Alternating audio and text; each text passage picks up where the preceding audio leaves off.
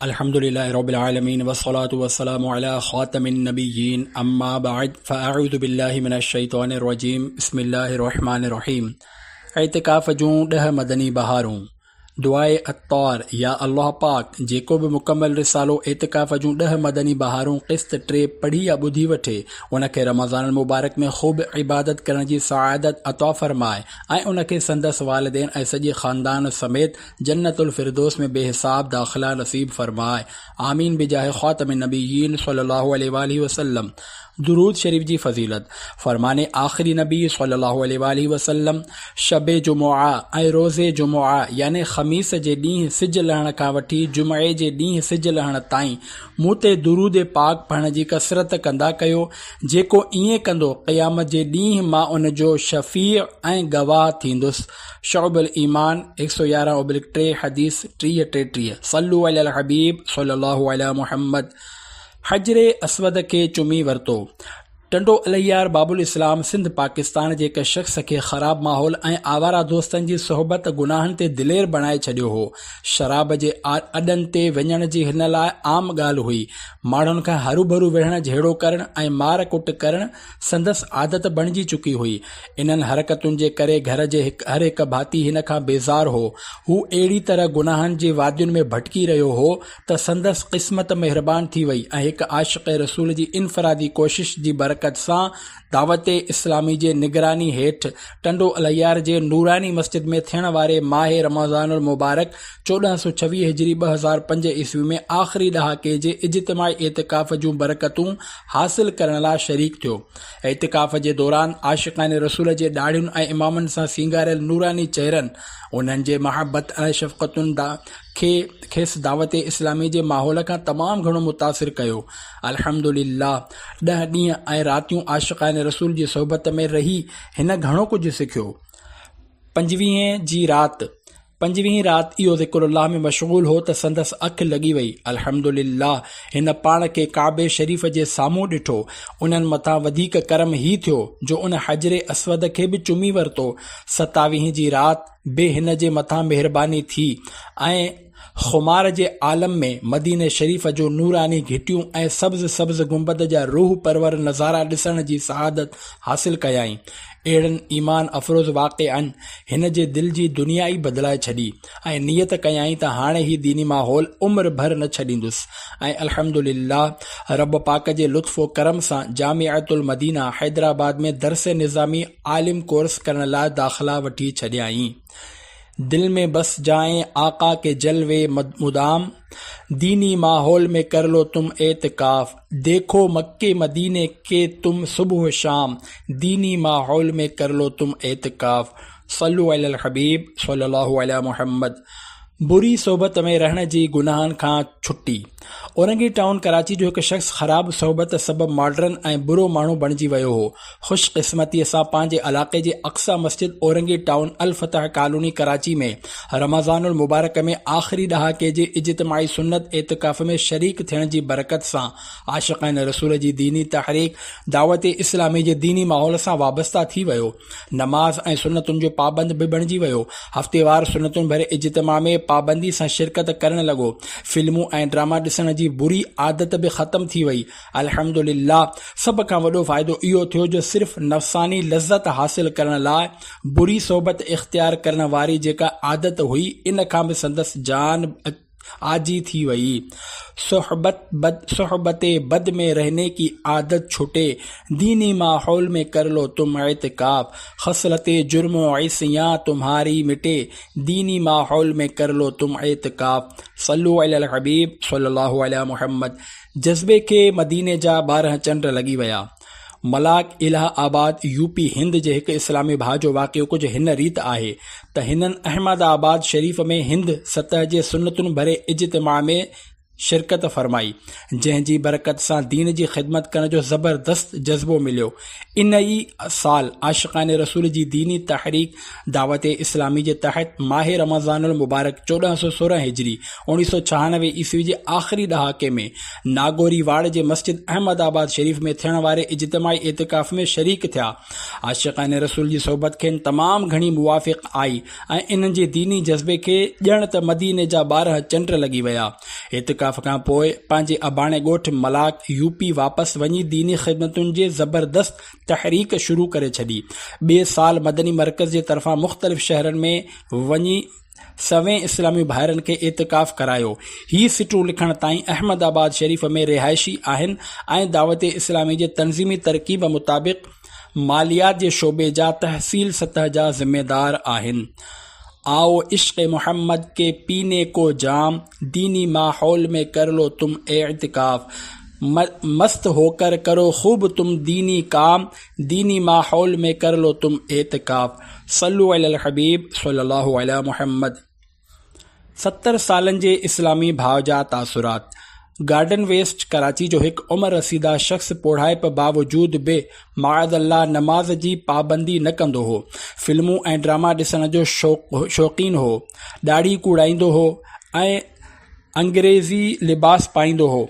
तक़रीबन 60 साल जी उम्र में कोसर मस्जिद मूसा लेन लियारी कराची में पहिरियों भेरो रमज़ान मुबारक जे आख़िरी ॾहाके ग़ालिबन 1416-1996 में इतिकाफ़ करण जी सआदत हासिल कयाऊं। उते खेनि दावत इस्लामी जे आशिक़ान रसूल जी सोहबत मिली। गुजराती रस्मुल ख़त में लिखियल क़ुरान पाक पढ़ंदे ॾिसी हिकु इस्लामी भाउ उन्हनि खे सम्झायो त क़ुरान करीम अरबी रस्मुल ख़त में पढ़णु ज़रूरी आहे। गुजराती ज़बान जा हरूफ असल अरबी मखारिज सां कीअं अदा कंदो? इहा ॻाल्हि खेनि सम्झ में अची वई। बहरहाल इतिकाफ़ में उन्हनि खे आशिक़ान रसूल खां तमामु घणो फैज़ हासिल थियो। इन्हनि दावत इस्लामी जे मदरसतुल मदीना बालिग़ान में पढ़णु शुरू कयो। 1.5 साल जी महिनत सां उन्हनि जा कुझु न कुझु हरूफ दुरुस्त थिया। अल्हम्दुलिल्लाह अरबी में ॾिसी करे क़ुरान करीम पढ़णु नसीब थियणु लॻो। हफ़्तेवार सुन्नतुनि भरे इज्तिमा में सॼी राति गुज़ारण जो शर्फ़ हासिल थियणु लॻो। हफ़्ते में हिकु भेरो इलाक़ाई दौरे में नेकी जी दावत ॾियण जी सआदत बि नसीब थियणु लॻी। अल्हम्दुलिल्लाह हिकु मुठ ॾाढ़ी बि रखियाऊं। ज़ाहिरी सबब घटि हुजण जे बावजूदु ख़ासि करम थियो ऐं उम्र शरीफ़ ऐं मिठे मिठे मदीने जी हाज़िरी जो शर्फ़ हासिल थियो। हर महीने 3 ॾींहं मदनी क़ाफ़िले में सफ़र जी सआदत नसीब थियणु लॻी। 72 नेक अमलनि मां 40 खां वधीक नेक अमलनि ते अमल जी कोशिश नसीब थी। हिकु प्राइवेट कंपनी में अकाउंटेंट तौरु कमु करे रहिया आहिनि ऐं सुबुह शाम ईंदे वेंदे बस जे अंदरि मुसलसल 4 सालनि खां नेकी जी दावत ॾियण जी सआदत हासिल करे रहिया आहिनि। हिकु भेरो ख़्वाब में बस जे अंदरि नेकी जी दावत पेश कयाऊं। फारिग़ थियण खां पोइ ॾिठाऊं त हिकु मुबलिग़ दावत इस्लामी जंहिंसां हू तमामु घणी मोहबत कंदा हुआ उन्हनि जे साम्हूं मुस्कुराईंदे तशरीफ़ फरमा आहिनि। ही रूह परवर मंज़र ॾिसी रोई पिया ऐं संदन अखि खुली वई। ही ख्वाब ॾिसण बाद नेकी जी दावत ॾियण जो खेनि अञा वधीक जज़्बो अता थियो। सीख लो आओ कुरान पढ़ना सभी, दीनी माहौल में कर लो तुम एतिकाफ, तुम तरक्की के ज़ीनों पे चढ़ना सभी, दीनी माहौल में कर लो तुम एतिकाफ। सल्लु अलल हबीब सल्लल्लाहु अलैहि मुहम्मद।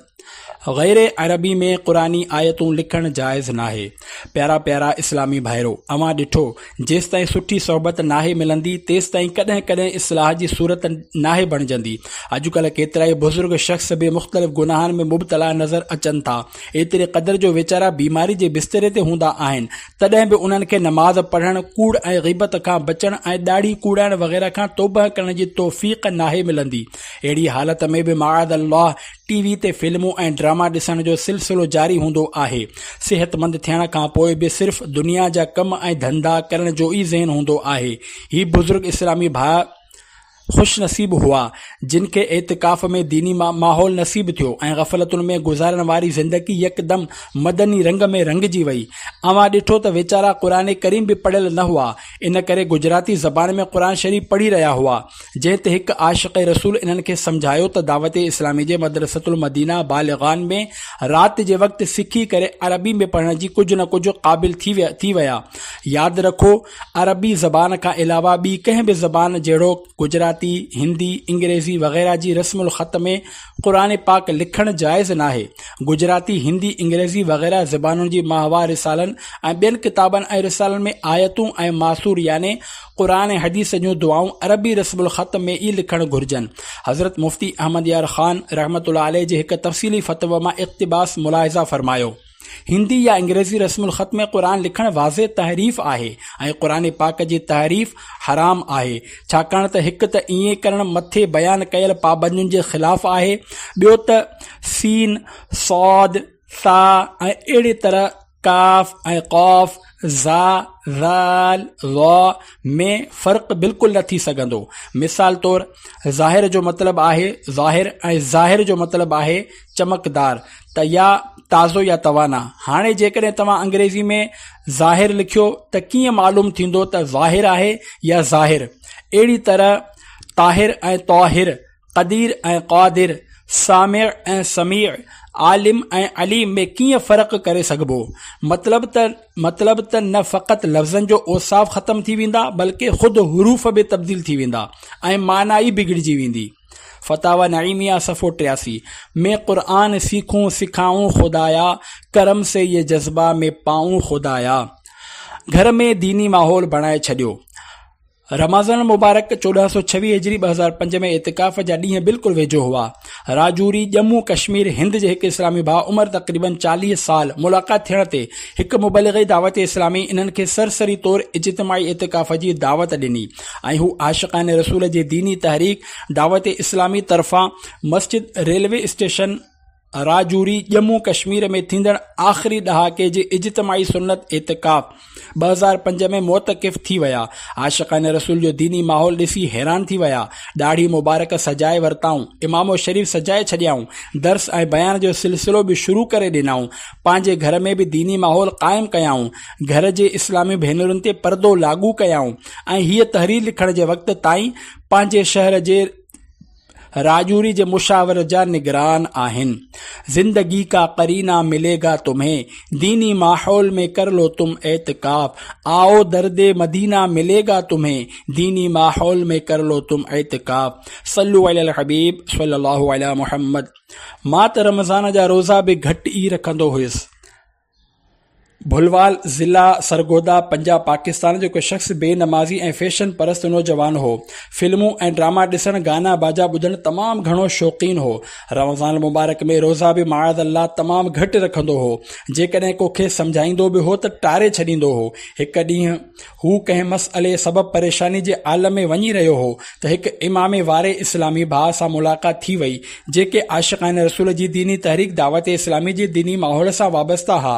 उहे उनखे इनफरादी कोशिश कंदे जामे मस्जिद में थींदड़ दावत इस्लामी जी हफ़्तेवार सुनतुनि भरे इज्तिमा में वठी विया, पर हू शैतानी वसवसनि सबबु थोरी देरि में ई उथी हलियो वियो। 2 ॾींहनि खां पोइ संदसि हिकु दुनियावी दोस्त खेसि फिल्म ॾिसण लाइ वठी वियो, पर कंहिं ॻाल्हि ते नाराज़गी सबबु हू उन खां धार थी वियो ऐं अहिड़ी तरह संदसि क़िस्मत जो सितारो चमकी पियो। थियो ईअं जो माहे रमज़ानुल मुबारक में इन जो वॾो भाउ दावत इस्लामी जे तरफ़ां थींदड़ इज्तिमाई इतिकाफ़ में मोतकिफ़ हो, सो उहो पंहिंजे भाउ सां मिलण लाइ वियो। उते इमामा पहिरियल आशिक़ान रसूल हिन खे ॾाढा सुठा लॻा। चंड राति हिकु इस्लामी भाउ संदसि भाउ खे फैज़ान सुन्नत ऐं नातुनि जी कैसेट तोहफ़े में ॾिनी। उन इस्लामी भाउ फैज़ान सुन्नत जो बाप बेनमाज़ी जूं सज़ाऊं पढ़ियो त ॾकी वियो ऐं कैसेट में ही मुनाजात, गुनाहों की आदत छुड़ा मेरे मौला, मुझे नेक इंसान बना मेरे मौला, ॿुधी त संदसि दिलि घायल थी पई। अल्हम्दुलिल्लाह हिन गाना बाजा ॿुधण छॾे ॾिना पर नमाज़ जी पाबंदी न करे सघियो।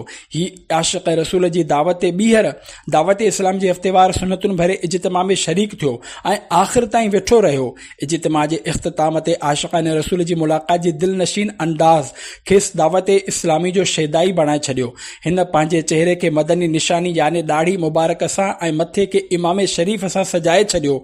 5 वक़्त बाजमात नमाज़ पढ़ण लॻो ऐं सिलसिले आलिया क़ादरिया रज़विया में दाख़िल थी हुज़ूर गौसे आज़म शेख अब्दुल क़ादिर जीलानी रहमतुल्लाह अलैह जो मुरीद बणिजी वियो। दावत इस्लामी जे दीनी कमनि जे लिहाज़ खां तंज़ीमी तौर ते ज़ेली मुशावरत जी ज़िम्मेवारी संभाली, पाबंदी सां दर्स ॾियण लॻो ऐं दावत इस्लामी जे मदरसतुल मदीना में हिफ्ज़ करण जी सआदत बि हासिल करण शुरू कयाईं। आओ सुन्नत का फैज़ान पाओगे तुम, दीनी माहौल में कर लो तुम एतकाफ, इंशा अल्लाह जन्नत में जाओगे तुम, दीनी माहौल में कर लो तुम एतकाफ। सल्लु अलल हबीब सल्लल्लाहु अलैहि मुहम्मद। किरंगे जी हॾी जी तकलीफ़ खां छुटकारो।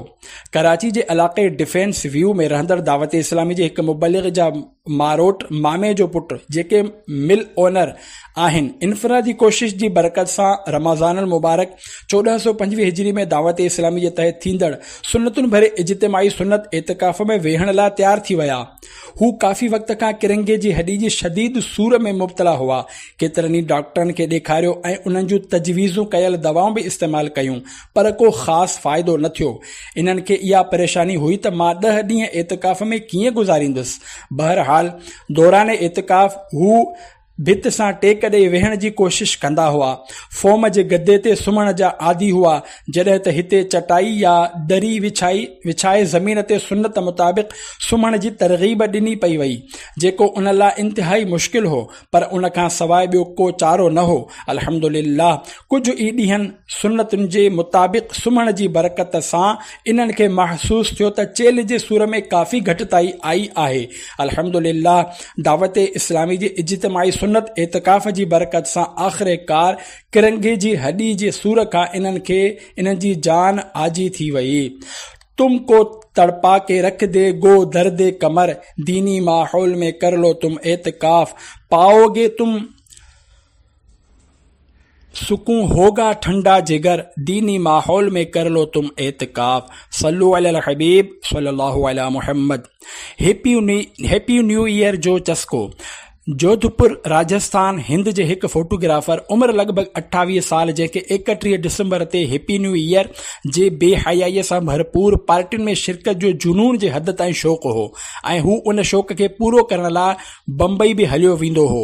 अल्लाह पाक जो करम थियो जो आशिक़ान रसूल जी दीनी तहरीक दावत इस्लामी जे तरफ़ां बेच वारी मस्जिद उदयपुर राजस्थान हिंद में आख़िरी ॾहाके जी इज्तिमाई सुन्नत एतिकाफ़ 2005 में आशिक़ान रसूल सां गॾु मोतक़िफ़ थियण जी खेनि सआदत नसीब थी वई। उते लॻंदड़ सुन्नतुनि सां भरपूर मदनी हल्कनि पुरसोज़ बयाननि ऐं रिक़त अंगेज़ दुआउनि हिन खे घायल करे विधो। हिन पंहिंजे गुज़िरियल गुनाहनि खां तौबा कई, फोटोग्राफी जो कमु छॾे ॾिनो ऐं पाबंदी सां मुसलमाननि खे नमाज़ फजर लाइ जाॻाइण लॻो। रंग रलियां मनाने का चस्का मिटे, दीनी माहौल में कर लो तुम एतिकाफ, रक्स की महफिलों की नुहूसत छुटे, दीनी माहौल में कर लो तुम एतिकाफ। सल्लु अलल हबीब सल्लल्लाहु अला मुहम्मद। असांखे हिजरी सिन जो ख़्याल रखणु घुर्जे। प्यारा प्यारा इस्लामी भाइरो, 21 जनवरी खां नए साल जे इस्तक़बाल बदिरां मुसलमाननि खे इस्लामी नए साल यानी हिजरी साल जी शुरूआत जो सचो जज़्बो नसीब थी वञे। अल्हम्दुलिल्लाह हिजरी सन जो नओं साल मुहर्रमुल हराम जी पहिरीं तारीख़ खां शुरू थींदो आहे। थी सघे त हर साल मुहर्रम शरीफ़ जी पहिरीं तारीख़ ते हिक ॿिए खे नए मदनी साल जी मुबारक ॾियण जो एहतमाम कयो। आशिक़ान रसूल जी सोहबत जी बरकत। भुलवाल ज़िला सरगोदा पंजाब पाकिस्तान जा इस्लामी भाउ दावत इस्लामी जे दीनी माहौल सां वाबस्ता थियण खां अॻु क्लीन शेव हुआ, सुन्नतुनि भरे ज़िंदगी खां परे ग़फ़लत जे वादियुनि में भटकी रहिया हुआ। रमज़ान मुबारक जो बाबरकत महीनो हो। हिक ॾींहुं हू पंहिंजे कमरे में वेठा हुआ त उन्हनि जो वालिद साहिब संदसि नंढे भाउ खे चवण लॻो त जामे मस्जिद ख्वाजगान में दावत इस्लामी जे इंतज़ाम हेठि रमज़ान मुबारक जे आख़िरी ॾहाके जो इज्तिमाई इतिकाफ़ थी रहियो आहे। तूं जल्दी हल, न त पहिरीं सफ़ में जाइ न मिलंदी। इहो ॿुधी ही छिरकिया ऐं हिननि जी बि दिलि में शौक़ु पैदा थियो त मां बि इन्हनि आशिक़ान रसूल जी ज़ियारत लाइ वञा। उन ॾींहुं नमाज़ इशा तरावीहनि सां गॾु उन ई मस्जिद में अदा कयाऊं। तरावीह खां बाद केसर जे ज़रिए हाजी मुश्ताक रहमतुल्लाह अलैह जे आवाज़ में हीअ नात शरीफ़ हलाई वई। सानी न कोई मेरे सोहणे नबी लजपाल दा। नात ॿुधी खेनि इंतिहाई सुरूर हासिल थियो। ही ॿिए ॾींहुं बि ॿीहर पहुता। उन ॾींहुं जीअं त जुमेरात हुई, तंहिं करे उते हफ़्तेवार सुन्नतुनि भरे इज्तिमा शुरू थी चुको हो। ही पहिरियों भेरो इज्तिमा में शिरकत करे रहिया हुआ। दिल खे हिकु अजीब सुकून ऐं राहत नसीब थी। 3 ॾींहं बि विया त केसट इज्तिमा में मकतबतुल मदीना तरफ़ां जारी कयल सुन्नतुनि भरियो बयान गाननि बाजनि जूं होलनाकियूं ॿुधो वियो। बयान ॿुधी ही ॾकी विया, छो त इन में आम ॻाइण वारनि खां बि कुफरिया शेरनि जी निशानदही कई वई हुई। माअज़ल्लाह ही बि कुफर अशार गुनगुनाइण जी आफ़त में गिरफ़्तार हुआ। तंहिं करे इन्हनि खे तंहिं करे इन्हनि तौबह कई ऐं तजदीद ईमान बि कयाऊं। जीअं त संदसि दिलि चोट खाई चुकी हुई, तंहिं करे बक़ाया ॾींहंनि लाइ मोतकिफ़ थी विया। फैज़ान सुन्नत में ज़ुल्फ़ गेसू रखण जूं सुन्नतूं ऐं आदाब पढ़िया त ज़ुल्फ़ूं रखण जी नियत करे छॾियाऊं ऐं 26 रमज़ान मुबारक ते थियण वारे महफ़िल नात में ॾाढ़ी रखण जी बि नियत कयाऊं ऐं सिलसिले आलिया क़ादिरिया रज़विया में दाख़िल थी करे सरकार गौसे आज़म शेख अब्दुल क़ादिर जीलानी रहमतुल्लाह अलैह जा मुरीद थी विया। सलातो सलाम जा सीगा बि उते ई यादि कयाऊं ऐं इतिकाफ़ खां वापसी ते गाननि जे 100 खां वधीक कैस्टुनि ऐं टीवी खे अचो त उन्हनि ॾींहनि में मदनी चैनल कोन हो। ॿियनि चैनलनि ते आम तौर ते गुनाह भरिया प्रोग्राम ॾिसण लाइ मिलंदा हुआ। घर मां ॿाहिरि कढी छॾियाऊं। अल्हम्दुलिल्लाह दावत इस्लामी जे दीनी कमनि जे लिहाज़ खां तंज़ीमी तौर ते डिविज़नल काफ़िला ज़िम्मेदार बणिजी विया। ढोल बाजों को सुनने से बाज आओ तुम, दीनी माहौल में कर लो तुम एतिकाफ, फिल्मी गाने न हरगिज़ कभी गाओ तुम, दीनी माहौल में कर लो तुम एतिकाफ। प्यारा प्यारा इस्लामी भाइरो, फिल्मी गाना ॿुधाइण खां बचो, पंहिंजे ईमान जी हिफ़ाज़त करियो। केतिरा ई गाना अहिड़ा आहिनि जिन में कुफ़रिया अशआर हूंदा आहिनि। महिरबानी करे मकतबतुल मदीना जो शाये थियल रिसालो गाननि जा 35 कुफ़रिया अशआर जो ज़रूर मुतालो करियो। सल्लु अलल हबीब सल्लल्लाहु अला मुहम्मद। मिलावट वारे मसाले जो कारोबार बंदि करे छॾियो। रणछोड़पुरी रोड भीमपुरा कराची जा इस्लामी भाउ पहिरियां अहिड़ा बेनमाज़ी हुआ जो जुमे जी नमाज़ बि न पढ़ंदा हुआ। ख़ुशकिस्मती सां उन्हनि खे आशिक़ान रसूल जी दीनी तहरीक दावत इस्लामी जे तहत गुलज़ारे मदीना मस्जिद आगरा ताज कॉलोनी में आशिक़ान रसूल सां गॾु रमज़ान मुबारक जे आख़िरी ॾहाके 2004 जे इज्तिमा इतिकाफ़ में वेहण जी सआदत हासिल कई। 10 ॾींहनि में आशिक़ान रसूल जी सोबत संदन क़ल्बी हालत तब्दील करे छॾी। अल्हम्दुलिल्लाह इन्हनि कुझु न कुझु नमाज़ सिखी वरिती ऐं 5 वक़्त बाजमात नमाज जा पाबंद बणिजी विया। सिलसिले आलिया क़ादिरिया रज़विया में दाख़िल थी हुज़ूर गौसे पाक शेख अब्दुल क़ादिर जीलानी रहमतुल्लाह अलैह जा मुरीद बणिजी विया। अल्लाह पाक जे फज़ल ऐं करम सां नेक आमाल जो अहिड़ो जज़्बो मिलियो जो 72 मां लॻभॻि 63 नेक आमाल ते अमल करण जी कोशिश में कामयाब थी विया। मकतबतुल मदीना जा रिसाला कसरत सां पढ़ण जी आदत बणिजी वई ऐं इतिकाफ़ जो हिकु वॾो इनाम ही बि मिलियो जो ही जेको मिलावट वारनि मिर्च मसालनि जी सप्लाई जो सॼी सिंध में कारोबार कंदा हुआ उहो छॾे ॾिनऊं। संदन मसाले जे कारखाने में लॻभॻि 44 मुलाज़िम कमु कंदा हुआ। हिननि इहो कारखानो ई बंदि करे छॾियो छो त मौजूदा दौर इंतिहाई नाज़ुक आहे ऐं वॾे पैमाने ते ख़ालिस मसालनि जो कारोबार करणु बाज़ार में तमामु ॾुखियो आहे। जेतोणीकि कुझु हालतुनि में मिलावट ज़ाहिर करे विकिरो करणु जाइज़ आहे, पर जेकॾहिं मिलावट जो एतिराफ़ कयो वञे त केरु ख़रीद कंदो। आम तौर ते धोखेबाज़ी जो दौर हली रहियो आहे। अॼुकल्ह मुसलमाननि जी सिहत में जो कंहिंखे फ़िक्र आहे, बस दौलत घुर्जे, पोइ उहा हलाल हुजे या माअज़ल्लाह हराम। बहरहाल आशिक़ान रसूल जी सोहबत जी बरकत सां हू रिज़्क़ हलाल जे हुसूल में मशगूल थी विया। अल्हम्दुलिल्लाह दावत इस्लामी जे दीनी माहौल जी बरकत सां इशराक, चाश्त, अवाबीन ऐं तहज्जुद जे नफ़लनि सां गॾोगॾु 5 वक़्त नमाज बाजमात पहिरीं सफ़ में पढ़ण जा आदी बणिजी विया। छोड़ दो भाई रिज़्क़ हराम, दीनी माहौल में कर लो तुम एतकाफ, आओ करने लगोगे बहुत नेक काम, दीनी माहौल में कर लो तुम एतकाफ। सल्लु अलल हबीब सल्लल्लाहु अलैहि मुहम्मद। या रब मुस्तफ़ा सल्लल्लाहु अलैहि वसल्लम हर मुसलमान जो एतकाफ क़बूल फरमाए। या अल्लाह मुख़लिस एतकाफ करण वारनि जे सदक़े असांजी बेहिसाब मग़फ़िरत फरमाए। या अल्लाह असांखे दावत इस्लामी जे दीनी माहौल में इस्तिक़ामत अता फरमाए। या अल्लाह असांखे सच्चो आशिक़ रसूल बणाए। या अल्लाह उम्मत महबूब सल्लल्लाहु अलैहि वसल्लम जी मग़फ़िरत फरमाए। आमीन बिजाह ख़ातमिन नबिय्यीन सल्लल्लाहु अलैहि वसल्लम। हर गुनाह से बचा मुझको मौला, नेक खसलत बना मुझको मौला, तुझको रमज़ान का वास्ता है, या खुदा तुझसे मेरी दुआ है। सल्लु अलल हबीब सल्लल्लाहु अलैहि मुहम्मद व आलिहि व सहाबिहि व बारक वसल्लम।